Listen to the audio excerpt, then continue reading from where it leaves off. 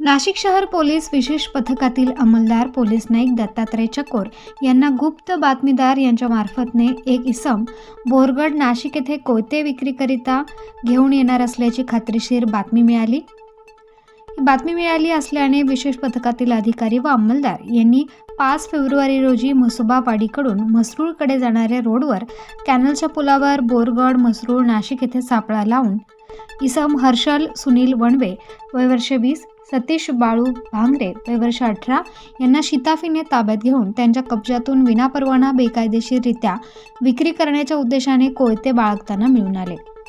आरोपींकडून 2 कोयते व मोटारसायकल असा एकूण 1,10,600 रुपये किमतीचा मुद्देमाल जप्त करण्यात आला आहे. यातील दोन्ही आरोपी हे रेकॉर्डवरील सराईत गुन्हेगार असून आरोपी हर्षल सुनील वणवे यास नाशिक शहरातून हद्दपार केले आहे.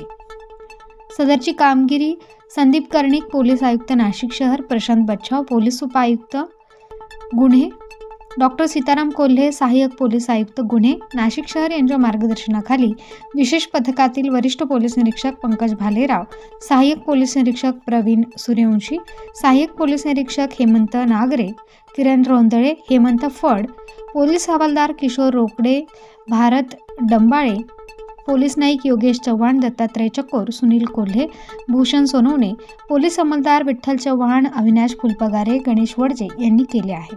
Star news bureau, Nashik.